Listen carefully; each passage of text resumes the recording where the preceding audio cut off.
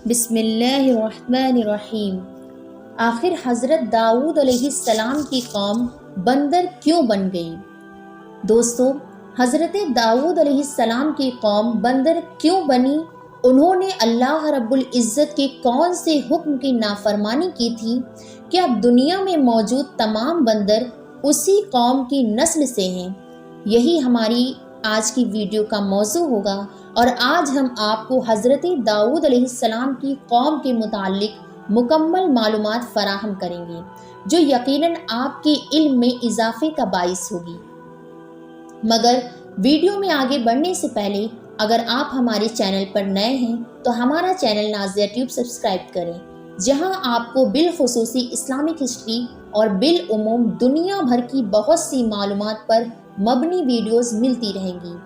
دوستو، حضرت داؤد علیہ السلام اللہ کے برگزیدہ نبی اور رسول تھے،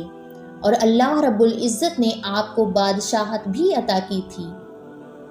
انبیاء اکرام علیہ السلام میں حضرت آدم علیہ السلام کے بعد حضرت داؤد علیہ السلام ہی وہ پیغمبر ہیں جنہیں قرآن کریم نے خلیفہ کے لقب سے نوازا۔ قرآن کریم کی سورہ بنی اسرائیل میں ارشاد ہے، اور ہم نے بعض پیغمبروں کو بعض پر فضیلت بخشی اور داؤد کو زبور عنایت کی۔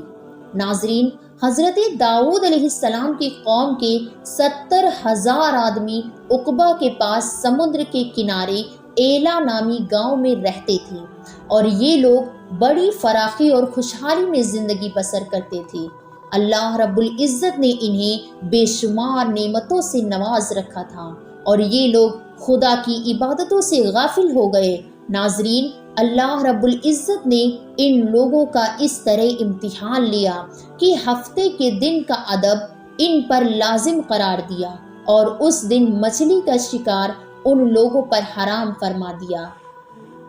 اور ہفتے کے باقی دنوں میں شکار حلال تھا۔ مگر اس طرح ان لوگوں کو آزمائش میں مبتلا فرمایا کہ ہفتے کے دن بے شمار مچھلیاں آتی تھی اور دوسرے دنوں میں کم آتی تھی، تو شیطان نے ان لوگوں کو یہ ہیلا اور بہانہ بتا دیا کہ سمندر سے کچھ نالیاں نکال کر خشکی میں چند روز بنا لو، اور جب ہفتے کے دن ان نالیوں کے ذریعے مچھلیاں حوض میں آ جائیں تو نالیوں کا منہ بند کر دو، اور اس دن شکار نہ کرو، بلکہ دوسرے دن آسانی کے ساتھ ان مچھلیوں کو پکڑ لو۔ ناظرین، ان لوگوں کو یہ شیطانی ہیلا بازی پسند آ گئی، مگر دوسروں کو منع نہیں کرتے تھے، بلکہ منع کرنے والوں سے یہ کہتے تھے کہ تم لوگ ایسی قوم کو کیوں نصیحت کرتے ہو جنہیں اللہ رب العزت ہلاک کرنے والا یا سخت سزا دینے والا ہے، جبکہ تیسرا گروہ وہ سرکش نافرمان لوگ تھے جنہوں نے حکم خدا بندی کی اعلانیہ مخالفت کی اور شیطان کی ہیلا بازی کو مان کر ہفتے کے دن شکار کر لیا اور ان مچھلیوں کو کھایا اور بیچا بھی۔ ناظرین، جب نافرمانی سے منع کرنے کے باوجود شکار کر لیا تو منع کرنے والی جماعت نے کہا کہ اب ہم ان معصیت کاروں سے کوئی میل ملاپ نہ رکھیں گے۔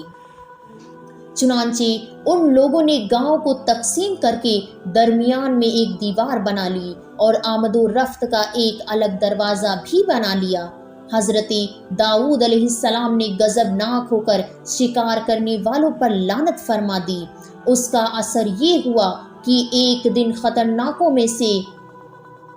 خطاکاروں میں سے کوئی بھی باہر نہیں نکلا، تو انہیں دیکھنے کے لیے کچھ لوگ دیوار پر چڑھ گئے، تو کیا دیکھتے ہیں کہ وہ سب کے سب بندروں کی صورت میں مسخ ہو گئے ہیں۔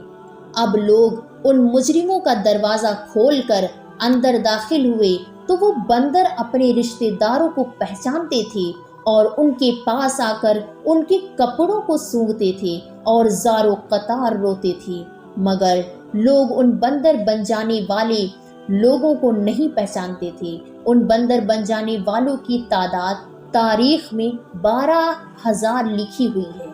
یہ سب 3 دن تک زندہ رہے اور اس درمیان میں کچھ بھی کھا پی نہ سکے، بلکہ یوں ہی بھوکے پیاسے سب کے سب ہلاک ہو گئے۔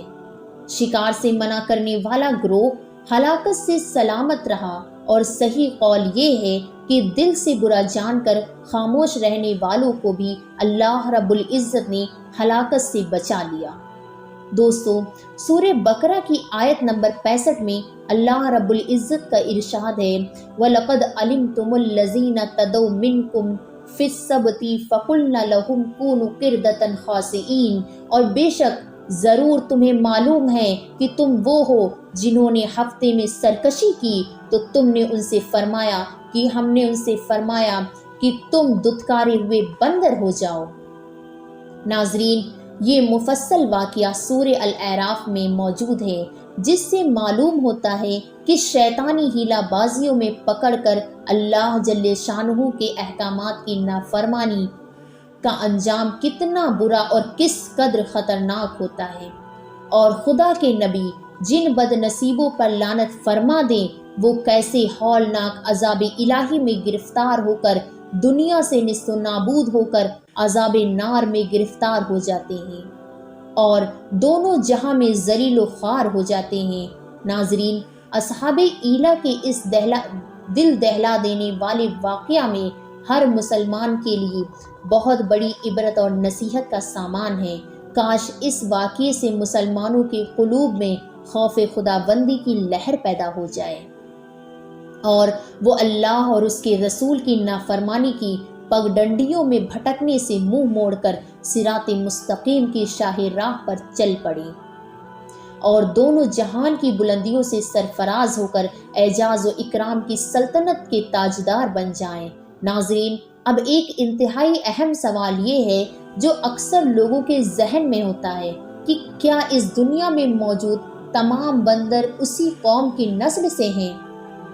تو اس کا جواب یہ ہے کہ حضرت عبداللہ بن مسعود رضی اللہ عنہ سے صحیح مسلم میں منقول ہے کہ بعض لوگوں نے اپنے زمانے کے بندروں اور خنزیروں کے بارے میں حضور سرور کونین امام الانبیاء جناب محمد صلی اللہ علیہ وسلم سے دریافت کیا کہ کیا یہ وہی مسخ شکلوں والی یہودی ہیں؟ آپ صلی اللہ علیہ وسلم نے ارشاد فرمایا، اللہ رب العزت جب کسی قوم میں مسخ صورت کا عذاب نازل کرتے ہیں تو ان کی نسل نہیں چلتی بلکہ چند روز میں ہلاک ہو کر ختم ہو جاتے ہیں۔ بندر اور خنزیر دنیا میں پہلے ہی سے موجود تھے۔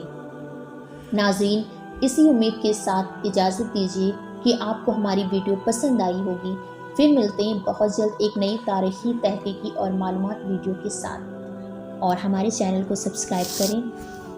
السلام علیکم ورحمۃ اللہ۔